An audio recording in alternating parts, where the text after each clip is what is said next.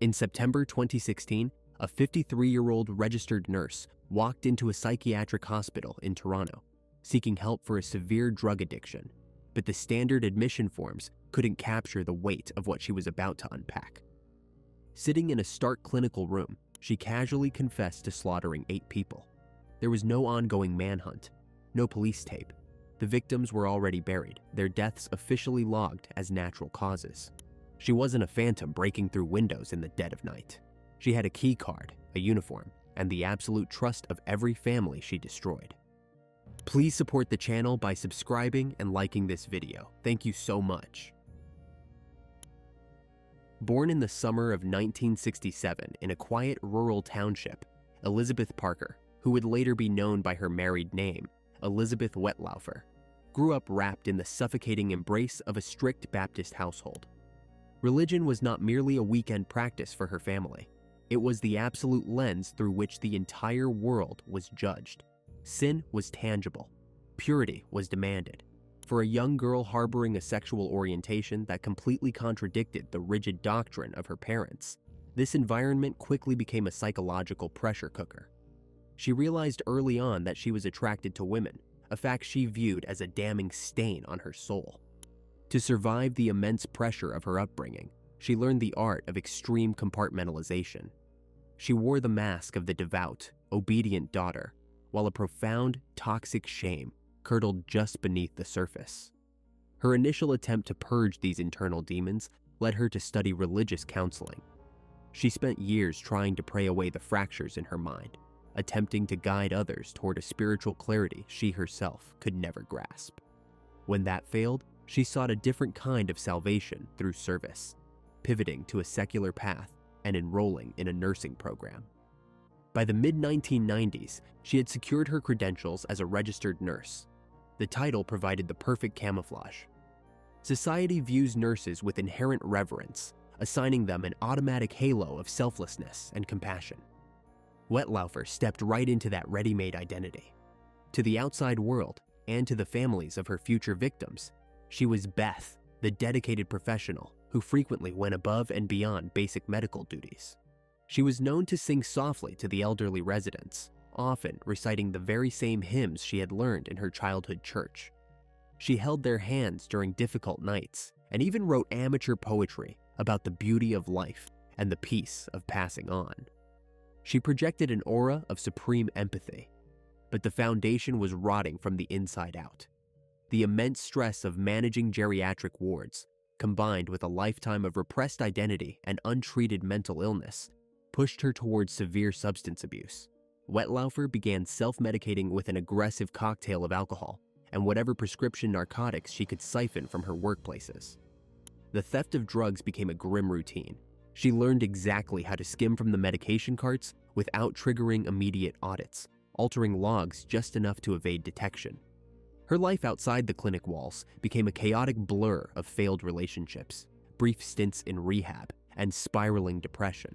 She was eventually diagnosed with major depressive disorder and borderline personality traits, navigating periods of intense emotional instability that left her entirely unmoored. Yet, due to systemic blind spots and chronic understaffing in the healthcare sector, she maintained her license. She moved seamlessly from facility to facility, leaving a trail of minor disciplinary infractions that were never properly aggregated or scrutinized by the governing boards. Management saw a troubled but capable nurse. No one recognized a predator hiding in plain sight. As the chemical haze thickened, the religious fanaticism of her youth began to warp into a terrifying God complex. The shame that once controlled her was replaced by a distorted sense of divine authority. She was no longer just a caretaker administering medication. Her poetry became increasingly dark, reflecting a mind obsessed with the mechanics of death.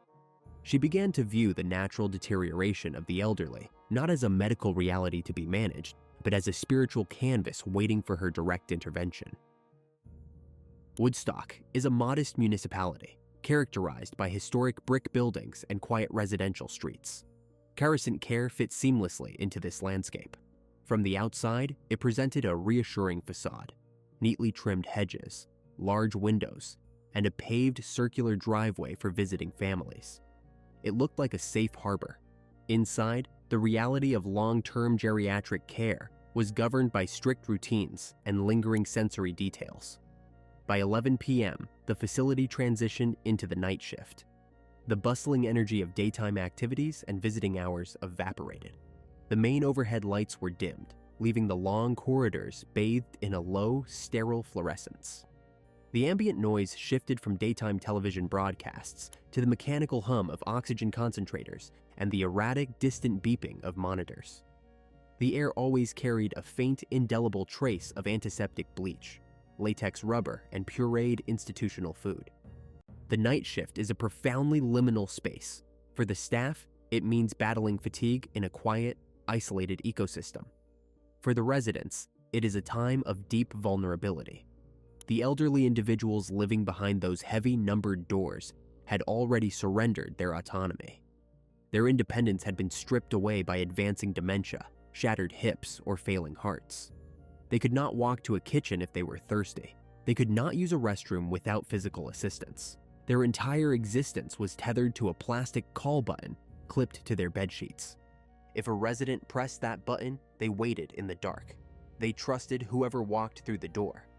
When a nurse approached holding a small paper cup of pills or a loaded syringe, the patient did not ask questions. They complied. The power dynamic was absolute. The registered nurse on duty was the final authority, managing the locked medication carts, updating the patient charts, and handling the sudden medical emergencies that often arose before dawn. Wettlaufer thrived in this specific isolation. The night shift operated with a skeleton crew. Personal support workers were busy changing heavy linens and assisting with hygiene, leaving the registered nurse largely unsupervised. Wettlaufer held the keys to the narcotics cabinet. She had unrestricted access to the medical refrigerators. The people under her care were not mere names on a dry erase board. They were the matriarchs and patriarchs of deep-rooted families. James Silcox was 84. He was a veteran who had navigated the brutal theaters of the Second World War. He had returned home to build a sprawling family, known for his stubborn independence and a sharp, enduring sense of humor. He had survived artillery fire and decades of hard labor, only to find himself confined to a narrow mechanical bed due to rapid physical decline. He loved his children fiercely and hated the loss of his mobility. A few doors down was Maurice Grana, also 84. Maurice had been a mechanic, a man whose hands were permanently calloused from a lifetime of pulling apart engines and fixing things his neighbors had discarded as broken. His booming laugh had once filled local garages. Even as cognitive decline began to fray his memories, his essential warmth remained intact. There was Gladys Millard, an 87-year-old woman whose life had been defined by quiet devotion. She had spent decades volunteering in her local parish and cultivating immaculate rose gardens.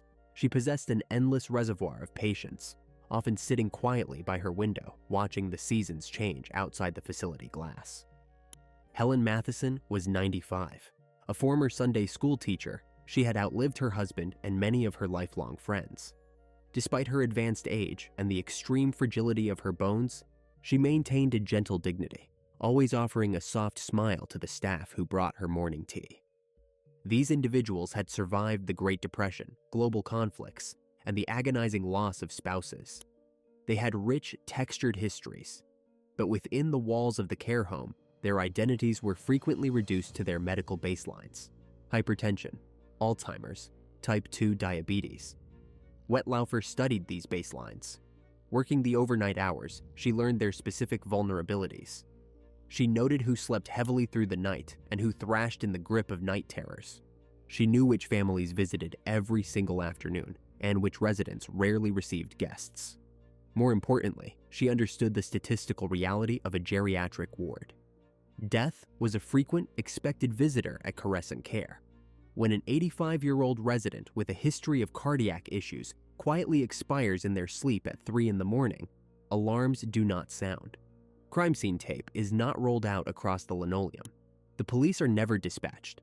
A doctor simply reviews the chart, signs a death certificate, and a local funeral home is discreetly called to the rear loading dock. It is the accepted, natural order of extreme old age. Wettlaufer recognized the terrible power hidden within this blind spot. The facility was engineered to provide comfort at the end of life. She realized with chilling clarity that the absolute lack of forensic scrutiny meant she could dictate exactly when that end arrived. She didn't need to smuggle a weapon into the building. The medicine carts in the hallway were already fully stocked. Insulin is a miracle of modern pharmacology. For millions, it regulates the body's energy, maintaining a delicate chemical balance. But administered in massive, uncalculated doses to a non-diabetic or an elderly patient with existing frailties, it transforms into an invisible, untraceable poison. A severe overdose triggers profound hypoglycemia. The brain is abruptly starved of glucose. The physiological response is violent and utterly terrifying. It begins with a cold, clammy sweat. Tremors rack the limbs. Severe confusion sets in as the central nervous system panics, sending frantic, misfiring emergency signals. The heart races, pounding desperately against the ribs. Vision blurs, speech slurs into incoherence. Without immediate medical intervention, the blood sugar plummets further, dragging the victim into severe, agonizing convulsions. The brain begins to shut down, coma follows, then systemic organ failure, then death. The true horror of a fatal insulin overdose in a long-term care facility is its camouflage. In an 84-year-old with a history of cardiovascular disease, hypoglycemic shock perfectly mimics a massive, unexpected heart attack or a sudden stroke. Furthermore, insulin naturally degrades in the bloodstream. By the time a coroner examines the body, the chemical weapon has vanished without a trace. Wettlaufer understood this pharmacology perfectly. She knew she possessed a weapon that left no fingerprints, no entry wounds, and no forensic anomalies. Her motive was not financial gain. She harbored no personal vendettas against the residents. The reality was far more disturbing. Wettlaufer operated under a twisted internal theology. She claimed she experienced what she called a red surge. It was a sudden, overwhelming physical sensation, a flush of heat and pressure rising in her chest, clouding her judgment and hijacking her reality. She interpreted this physiological surge as a direct divine signal, a command from God. She convinced herself that the Almighty was using her as a vessel to end the earthly suffering of the elderly. By holding a syringe, she felt she held the keys to heaven. The crushing shame and chaotic powerlessness of her own life evaporated in those moments. Standing over a helpless, bedridden patient, she was no longer a broken addict with a failing personal life. She was an angel of mercy, the ultimate arbiter of life and death. The psychological dam broke in the late summer of 2007. It was August 11th. The night shift at Coruscant Care was typically quiet. The air conditioning hummed. The long, sterile corridors were empty.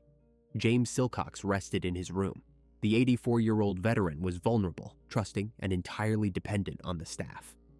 The red surge took hold. Wettlaufer stood at the locked medication cart. She entered the code. She opened the small, refrigerated drawer holding the insulin vials. She selected a tiny, fine-tipped syringe, the kind that barely registers as a pinch on the skin. She bypassed the standard therapeutic doses. She drew the clear liquid up to the very top of the barrel, a massive, lethal payload. She walked down the dimly lit hallway. No cameras, no witnesses, just the squeak of her rubber-soled shoes against the linoleum. She pushed open the heavy wooden door to Silcox's room. He was awake but defenseless. He knew Beth. He trusted the uniform. She approached the edge of the bed. There was no struggle, no need for physical restraint. She simply pressed the fine needle into his flesh and depressed the plunger. The clear liquid disappeared into his tissue. She withdrew the needle. She turned around. She walked out. She pulled the door shut behind her. She returned to the nursing station, poured a cup of stale coffee, and sat down under the fluorescent lights. She opened the patient charts. She waited. Down the hall, behind the closed door, the artificial insulin flooded Silcox's bloodstream. His liver stopped producing glucose. His cells forcibly absorbed whatever sugar remained in his blood. His brain began to starve. The cold sweats began, the violent tremors, the pure, unadulterated panic of a mind suffocating from the inside out. Unable to call for help, unable to reach the plastic call button clipped to his sheets, his failing body fought a desperate, losing battle in the dark. The veteran who had survived the horrors of global combat was quietly murdered by the woman paid to protect him. When he was discovered unresponsive hours later, the facility protocols engaged exactly as Wettlaufer knew they would. A physician examined the body. Given his advanced age and medical chart, the death was logged as natural causes. No autopsy was ordered. The family was notified. The room was cleared for the next resident. Wettlaufer felt a profound, sick catharsis. The pressure in her chest released. She had committed the ultimate transgression, and absolutely nothing happened. The sheer invisibility of the crime emboldened her. She played the role of the grieving caretaker flawlessly, offering condolences to the Silcox family, her uniform carrying the faint scent of institutional bleach and the very room where he died. Months later, the red surge returned. In December 2007, she targeted Maurice Granam. The 84-year-old mechanic was subjected to the exact same lethal protocol: the unprescribed draw of insulin, the quiet walk down the corridor, the injection in the dark, the agonizing hidden physiological collapse. Again, the facility recorded a natural passing. Again, the coroner's office remained entirely unnotified. The killing paused, interrupted by her own stints in rehab and spiraling mental health crises, but it inevitably resumed with terrifying efficiency. As her addiction deepened, the intervals between murders began to shrink. By the fall of 2011, the red surge was a frequent, demanding presence. On October 14th, she walked into Gladys Millard's room. The 87-year-old was injected with the same untraceable poison. 10 days later, on October 24th, 95-year-old Helen Matheson suffered the identical fate. 2 weeks after that, on November 7th, 96-year-old Mary Zurawinski became the fifth victim. Wettlaufer didn't just kill, she observed the aftermath. After administering the injections, she frequently continued her rounds, checking blood pressures and adjusting oxygen masks for other residents. The cognitive dissonance was staggering. She moved between the roles of healer and executioner with horrifying ease.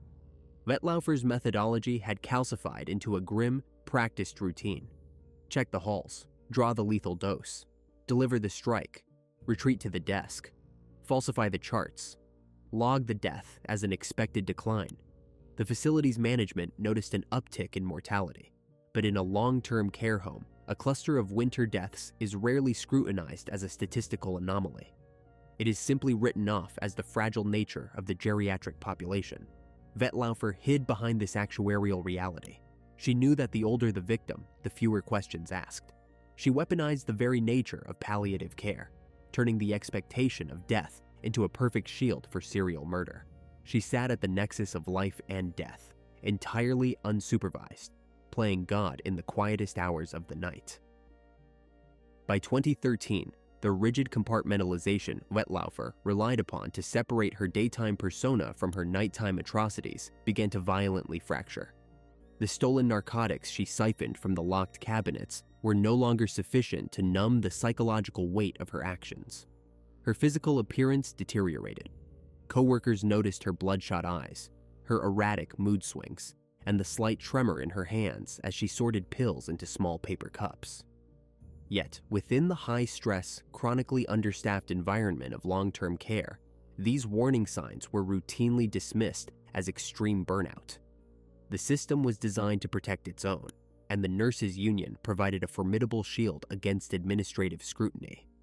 As her personal life spiraled further into addiction, the frequency of the red surge intensified. It was no longer an occasional, twisted interpretation of divine will. It had become a dark compulsion. In late 2013, she targeted Wayne Hedges. The 84-year-old had suffered a severe stroke, but retained a sharp, observant wit. He was injected in the dark and passed away shortly after. In early 2014, 79-year-old Maureen Pickering, a woman quietly battling the encroaching fog of dementia, suffered the exact same fate. The social echo within Carasant Care began to manifest as a quiet, pervasive dread. In the stark fluorescent light of the staff break room, nurses and support workers exchanged uneasy glances. Whispers circulated about the unusually high mortality rate on Wettlaufer's shifts. A grim gallows humor emerged among the night crew, quietly noting that a disproportionate number of body bags seemed to be rolled out the back loading dock before dawn. But the leap from suspecting poor nursing care to alleging active serial murder is a psychological chasm that most professional colleagues simply cannot cross. Without obvious trauma, without bruised necks or defensive wounds. The deaths were consistently attributed to a harsh winter flu season or the fragile inevitability of geriatric decline. Emboldened by this absolute systemic blindness, Wettlaufer grew increasingly reckless. She no longer limited herself to those she deemed ready for death. She began experimenting with her lethal dosages, resulting in a terrifying string of near misses. She administered massive amounts of insulin to residents like Clotilde Adriano and her sister Albina de Medeiros. They did not die, but their fragile systems were plunged into severe hypoglycemic shock, leaving them with permanent, agonizing cognitive and physical damage. When the morning staff found these women seizing and unresponsive, emergency protocols were initiated. Ambulances were called. Blood sugars were stabilized at the local hospital. Yet, even as attending physicians noted the completely inexplicable spikes in insulin levels in non-diabetic patients, the dots remained unconnected. The facility simply assumed there had been a charting error. The sheer administrative inertia finally cracked in the spring of 2014, but not for the right reasons. Management at Crescent Care fired Wettlaufer, not because they suspected her of ending lives, but because of repeated documented medication errors. She was caught incorrectly logging the administration of narcotics and, incredibly, insulin. The very weapon she used to execute 7 people was flagged in an HR file merely as an issue of professional incompetence. The termination should have triggered an immediate, exhaustive police audit. It did not. Instead, a monumental systemic failure occurred. Wettlaufer was handed a severance package. The College of Nurses of Ontario received a mandatory report detailing her firing, but her nursing license was never suspended. The bureaucratic machinery ground to a halt, allowing a prolific serial killer to seamlessly transfer her credentials to a new hunting ground. Within weeks, she secured employment at Meadow Park, another care facility located miles away in London, Ontario. The change of scenery did nothing to silence the compulsion. In August 2014, she stood over the bed of Arpad Horvath, a 75-year-old resident with a history of dementia. The familiar cycle repeated: the drawn syringe, the quiet corridor, the fatal injection. Horvath became her 8th and final murder victim. But the psychological architecture of her God complex was finally collapsing. The divine justification she had constructed to rationalize the slaughter could no longer hold the sheer volume of her guilt. The ghosts of 8 people crowded her deteriorating mind. Desperate to relieve the pressure, she began confessing to those around her. She detailed her crimes to a former romantic partner. She sat in a church pew and confessed everything to her pastor. She even casually mentioned her lethal actions to a lawyer over an unrelated matter. The response she received was the ultimate bitter irony. Because of her known history of severe substance abuse and borderline personality traits, everyone assumed she was experiencing drug-induced psychosis. They believed she was simply an addict desperate for attention, spinning morbid fantasies to shock them. She was screaming her guilt into the void, and society, conditioned to believe that healthcare workers save lives rather than take them, refused to listen. The killer was begging to be stopped, but the shadows she had operated in for 7 years were simply too deep to pierce. The tipping point arrived in September 2016. Elizabeth Wettlaufer finally sought help, checking herself into the Center for Addiction and Mental Health in Toronto. The facility was designed to treat severe psychiatric breaks and chemical dependencies, handling patients at their absolute lowest. Sitting in a quiet, sterile room, she handed a multi-page handwritten document to the psychiatric staff. It was not a journal of her recovery. It was a highly organized ledger of death. It listed specific names, exact dates, and the precise dosages of medication she had used to execute them. The medical staff could not brush this off as the morbid hallucination of a severe addict. The details were far too clinical. They contacted the Toronto police. The file was immediately routed to the Woodstock Police Service, where the assigned detectives were handed a procedural nightmare. The fundamental architecture of a homicide investigation had been entirely inverted. Normally, police begin with a physical crime scene, a body, a weapon, a forensic footprint, and work outward to identify a suspect. Here, they had a suspect sitting quietly in a chair, practically begging to be locked up, but absolutely no crime scenes. The rooms at Coruscant Care had been sterilized and reassigned years ago.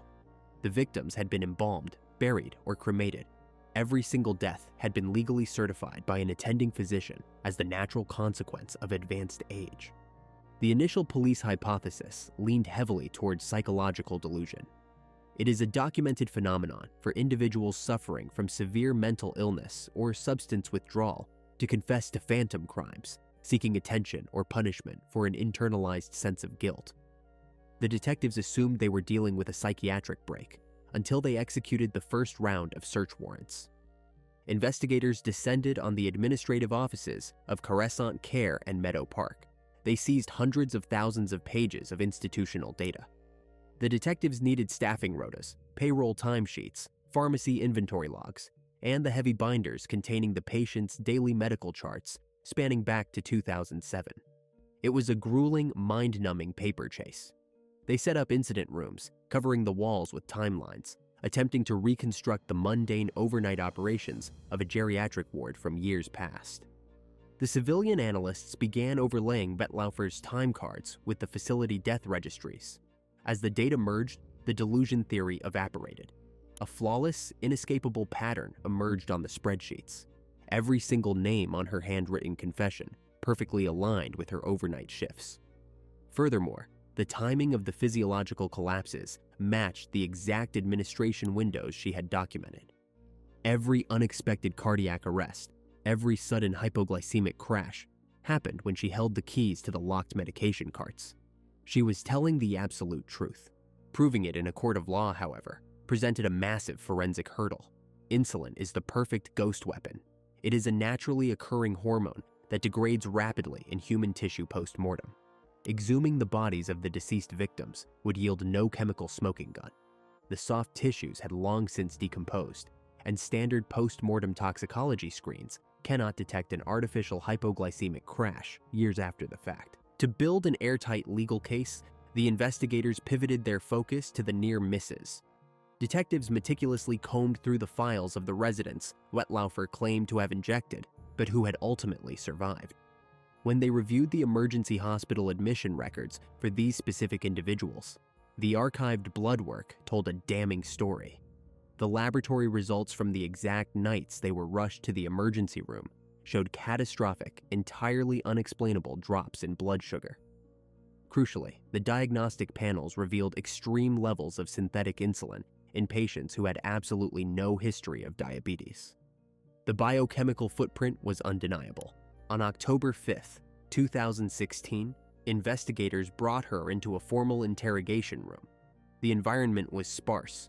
Just a heavy table, 2 chairs, and the steady hum of the recording equipment. Detectives braced themselves for the standard behavior of a cornered suspect: denial, extreme minimization, or an immediate demand for legal counsel. Instead, she waived her right to silence. She sat perfectly still and recounted the murders with the detached clinical efficiency of a nurse giving a routine shift handover. She described the overwhelming physical sensation of the red surge. She explained how she unlocked the cart, drew the clear liquid into the fine-tipped syringes, and selected the injection sites. She detailed watching the patients slip into irreversible comas, her voice never wavering. She even raised her hand, mimicking the motion of pressing the plunger with her thumb. For the seasoned detectives across the table, the interview was profoundly disturbing. They were not looking at a calculated cartel enforcer or a violent predator. They were watching a mild-mannered, middle-aged healthcare worker in a sweater calmly dismantle the foundational trust of the entire medical system. Then came the most agonizing phase of the investigation. The detectives had to notify the families. Officers sat at their desks, making phone calls to people who had buried their parents and grandparents nearly a decade prior. They had to systematically inform grieving children that the peaceful, natural passing they had accepted was a complete fabrication. The social echo was immediate and devastating. The quiet community of Woodstock was completely fractured. Families who currently had loved ones in long-term care panicked, pulling their relatives out of facilities or demanding immediate, retroactive reviews of their medical charts. The localized fear morphed into a national outrage. The realization that a prolific serial killer had used an underfunded, overlooked geriatric system as a personal hunting ground for 7 years shattered the public's illusion of safety. The healthcare system, designed to protect the most vulnerable, had provided the perfect camouflage for an apex predator. On October 25, 2016, Elizabeth Wettlaufer was formally charged. The scope of the indictment was staggering: 8 counts of first-degree murder, 4 counts of attempted murder, and 2 counts of aggravated assault. The prosecution completely avoided a grueling circumstantial trial because the forensic paper trail, built outward from her own meticulous confession, was legally insurmountable. In June 2017, she walked into a packed courtroom. No defense was mounted. No claims of temporary insanity were presented to the bench. She simply pleaded guilty to every single charge. The victims' families sat quietly in the gallery, forced to look at the woman who had stolen their loved ones' final days. The judge handed down 8 concurrent life sentences. She would never breathe free air again, but the heavy sound of the gavel falling offered no true closure. The legal resolution could not repair the catastrophic damage inflicted on the geriatric care sector. The fundamental social contract, the implicit belief that the most fragile among us are safe in the hands of medical professionals, was irrevocably broken. A massive public inquiry was quickly launched to dissect the profound bureaucratic failures that allowed an active serial killer to float between facilities for nearly a decade, unchecked, unquestioned, and entirely unseen. Elizabeth Wettlaufer fundamentally shattered our most desperate assumption that the vulnerable are safe in the hands of the sworn healer. We naturally fear the violent stranger, the shattered lock, the sudden chaos in the dark. But the Woodstock murders proved a much colder reality. The ultimate predator isn't always hiding in the shadows. Sometimes they wear a pressed uniform. They hold your hand. The most dangerous monsters don't break down your door. They simply tuck you in. Please like this video and share your thoughts about this case in the comments. Be sure to check out our previous videos as well. See you soon.